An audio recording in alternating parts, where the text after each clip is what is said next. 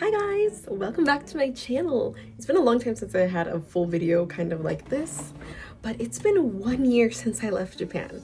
Crazy, right? Like, what is going on?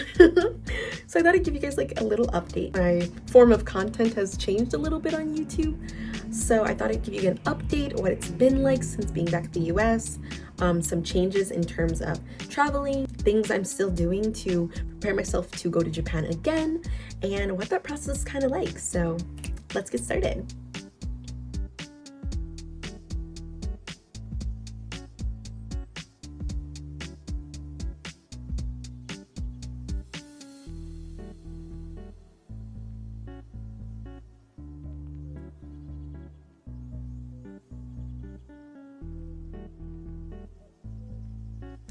Okay, so what has happened since I've been back from Japan?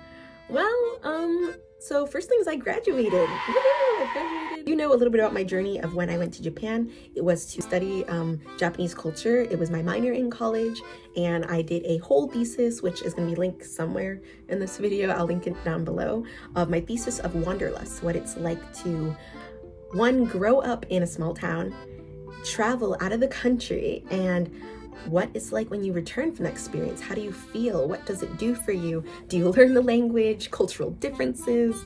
There's so much in there. So feel free to look at my thesis if you want to learn a little bit more about what that process was like. And if you're making your own travel thesis or something surrounding travel theories, stuff like that, that's definitely a great video to look at. But it's been a year. What have I been up to? Like I said, yeah, I graduated from school. I graduated in honors, which is cool. I have some photos here that you guys can kind of look at. It was really awesome. I graduated with blonde hair too. So crazy how it's been a year later and I'm wearing blonde again. But yeah, I graduated school. I did an internship learning about poverty and stuff like that. And then I moved out. This is my cute apartment in my room. I've been doing some video game streams, so if you guys like some games, girly cozy games, feel free to check those out. I stream mainly on Sundays, so if you're around on Sundays, come please watch. And I moved back to the United States. I felt like I went through a lot of, I don't know, changes in myself, I guess. Called it Wanderlust, but that's kind of how it is. It's kind of like the feeling of wanting to continue to travel. I know I can't go back to Japan the way I did through my school system. I was gifted, or I got the scholarship money to stay in Japan, and I knew that if I were to stay there longer than the money that I was given, it would all come out of my pocket and I'd be in a lot of debt. Don't have that kind of money.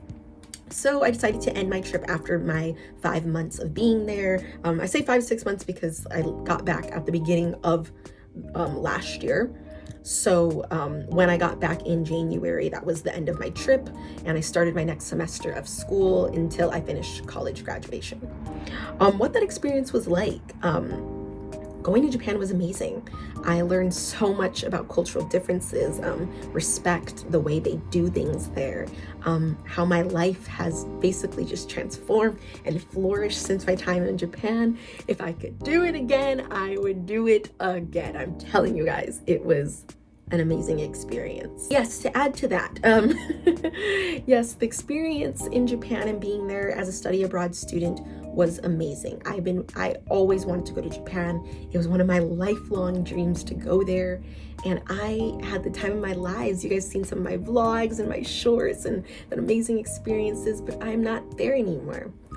So what do you do? What do you do after you come back? You're a study abroad student. I've been here for a year. Do I want to go back? If you're liking this video, a little like and subscribe is always nice.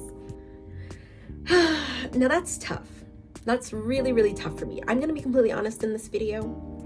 After returning from Japan, all I wanted to do was go back to Japan. But I think that's because I didn't stay in Japan long enough for me to say I did everything I wanted to do.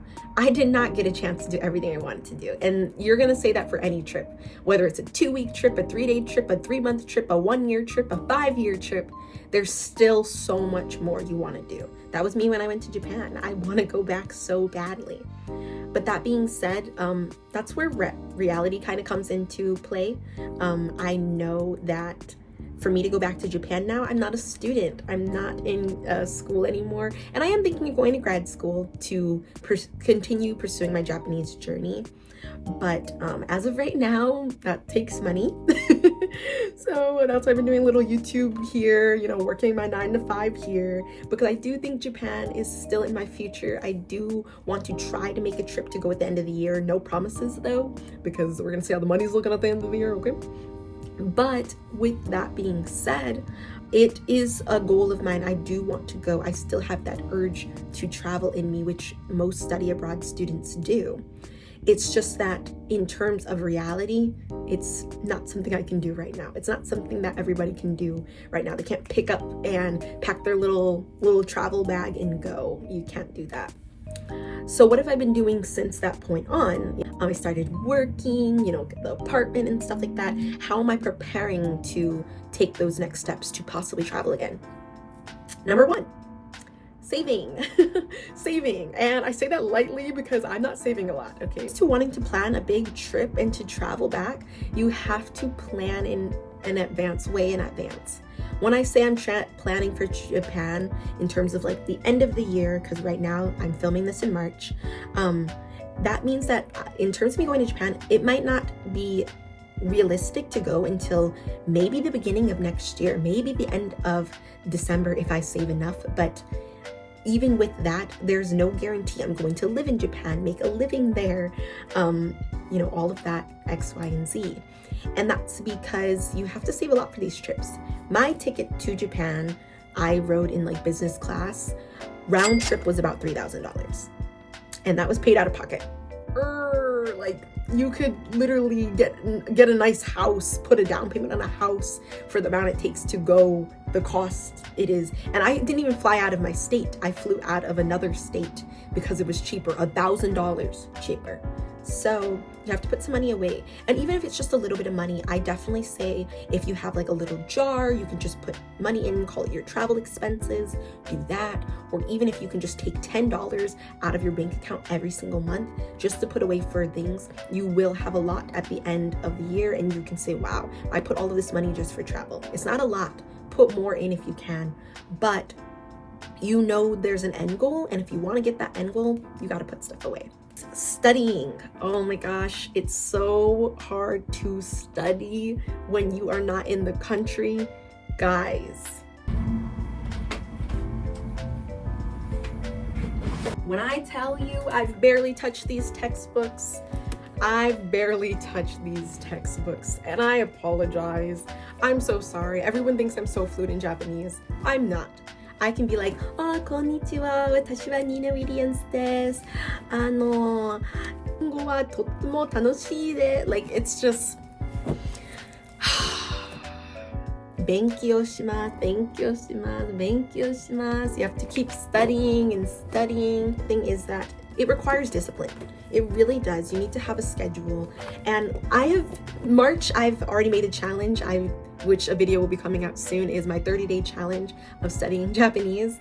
So I'm starting with Duolingo, which is not big, but it's a start. I'm starting with Duolingo, and you know, you'll see how that journey is going because I'm currently still doing the Duolingo video. So please stay tuned for that, of what that journey is looking like. But I gotta get back into these books. I finished Genki 1 a while back and I started Genki 2. Both of these books are super great for learning Japanese. We use these books literally in Japan and they are a godsend. These will give you literally the basics of everything. And if I'm lucky, I can get through Genki 2 before the end of this year, which would really put me on track for going back to Japan. Studying is hard. You have to have a schedule. And if you're not in school like me, you have to do this on your own time. There isn't a set hour of the day to study anymore. You just gotta do it, which is so unfortunate, but you have to keep doing it. And the more you do it, the better it will be for you, I promise. So even if you're starting with something like Duolingo, like Bumpo, Busu, these are all great apps that you can play on your phone. I know you're on TikTok 24/7, sir.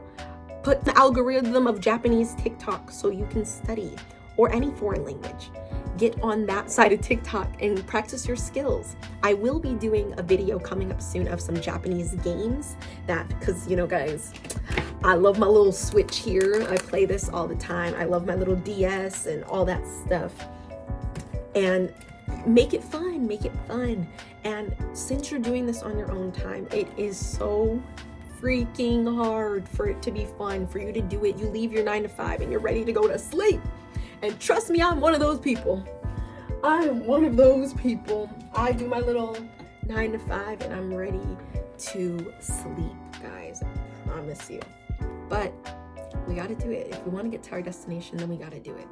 Number 3, and this is kind of my final point here, is cultural understandings. I think in terms of myself, I learned a lot of things about Japanese culture, and since that was my degree, I did have to do a lot of study in terms of diversity and cultural traditions, things that are different than Americans, so on and so forth. And with that, I had to learn that going back into Japanese culture, even if it's just for a little bit, will be a transition for me because I've been back in America for a year. When I first got back to America, I think I was very soft-spoken. Felt like I was very polite. I've been here for a year now, and some of those Japanese traditions are still molded in me. Like, I think I wear Japanese fashion a lot. I wear my big bows and my cute little sweaters and all that cutesy stuff. Sometimes it's not as receptive here in America. Sometimes it's not as receptive over there in Japan. It really just depends. So I definitely think take some time to study the culture. That's what I've been doing a lot. Every day I'm researching more things that I need to know or should know about Japanese culture, so then I can, nicely integrate myself into their society and their culture and just be respectful. It's always good to know mannerisms, how to say hi, how to bow to people, how to ask questions and directions. These are just normal touristy things you should be knowing before you plan your next big trip. So me, would I live in Japan again? Absolutely. Yes, I loved it there. Realistically speaking though, would I want to do it now? Probably not. I like my American lifestyle here.